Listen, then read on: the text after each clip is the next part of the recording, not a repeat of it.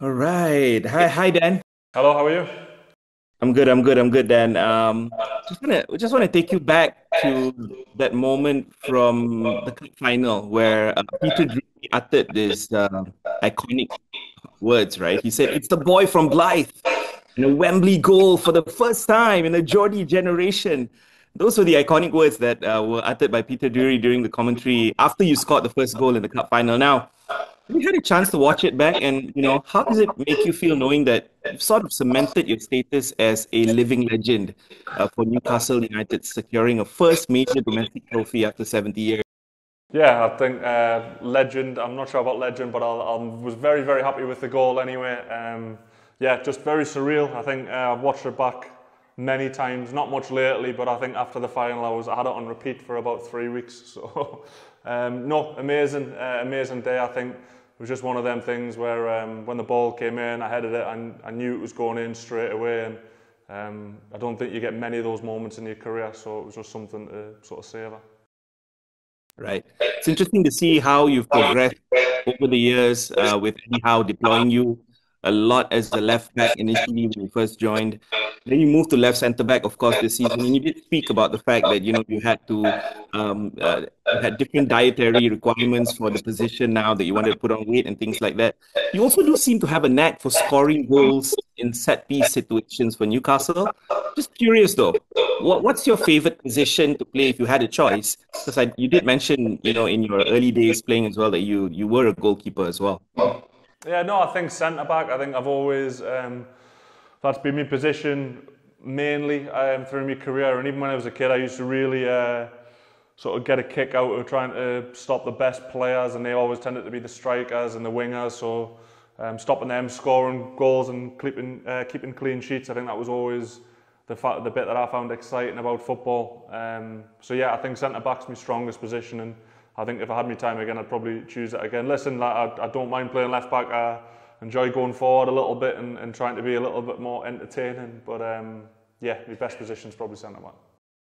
Right. We've been also been made aware recently that you're in the midst of securing your coaching badges, knowing that you're also part of the leadership committee within the players at Newcastle as well. You see yourself managing in the future, maybe, perhaps one day managing Newcastle United?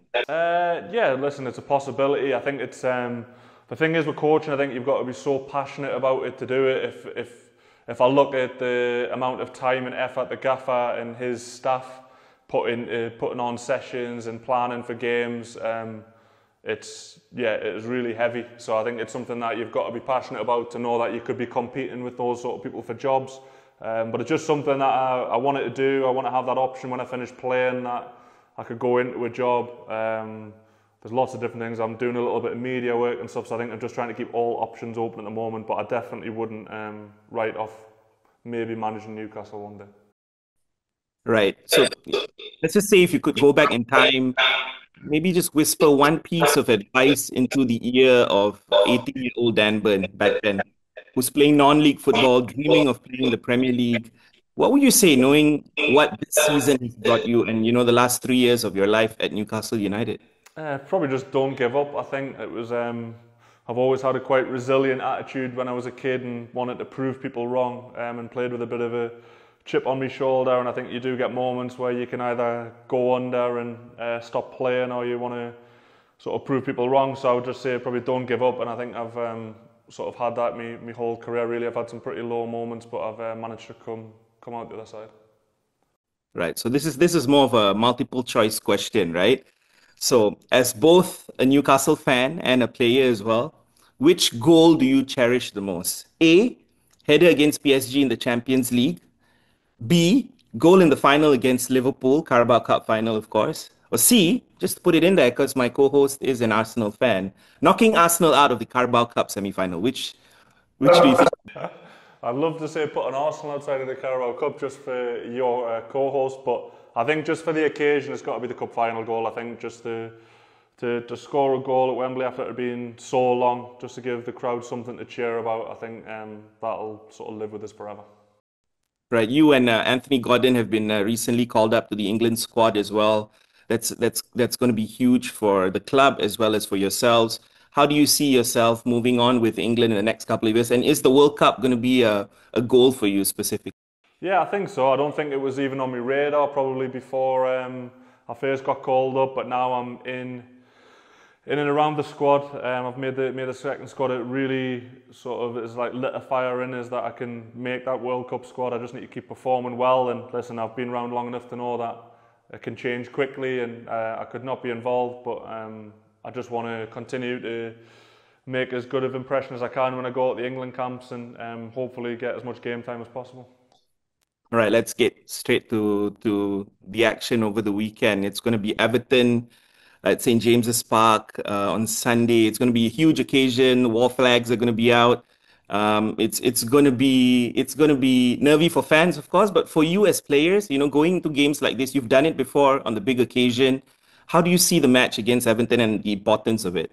Yeah, huge. I think it is a huge game. I think I wouldn't say we're a nervous group anyway. I think we've sort of been in these big games now and know what it takes sort of mentally and physically to prepare for them.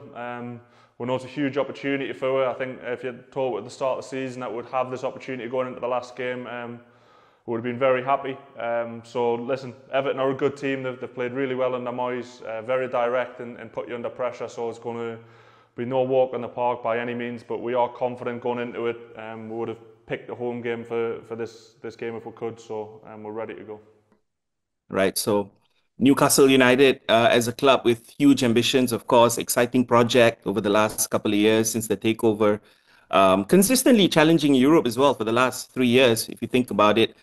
Fourth place, seventh place, and going for Champions League again this season. What is it like for you, Dan, being one of the first few signings, one of the earlier ones, and look at all the other signings that have come across the team, the likes of Tonali, Isak, playing with all these big names as well as talented elite players. How's it like for you, gelling with these players? Yeah, it's easy. I think I said when I signed, I didn't just want to be this stopgap signing who was just signed to keep the club up, and I wanted to continue to play, and I've sort of pushed myself, and I do feel like I'm improving year on year. And listen, it's amazing to play with those sort of players like Bruno and Sandro and Gordy and Alex that are top players. Like Alex, you could have an argument saying he's one of the best strikers in the world at the moment, but I get to train with him every day, so it can only help me.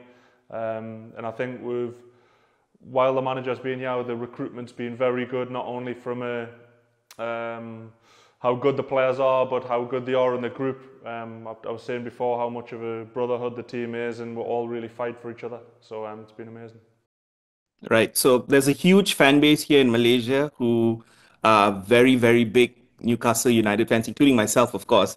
I mentioned nervous just now. I meant to say that I was going to be nervous for Sunday. But just a quick message, perhaps, for Tunami Malaysia supporters who are going to be cheering you on versus Everton this Sunday, as well as when you come down to Singapore, because Singapore is not far away from Malaysia as well. Yeah, no, just a big thank you to all the fans out there for following. We're going to need all the support we can get on Sunday, and hopefully we'll get to meet some of you when we're out in sort of Singapore. It would be amazing to meet people. What a great time when we're in Tokyo and all the places we were last year. So it's amazing going around the world seeing the Geordies there. Thank you so much, Dan, for your time. Appreciate it. Thank you very much. Cheers. Thank you.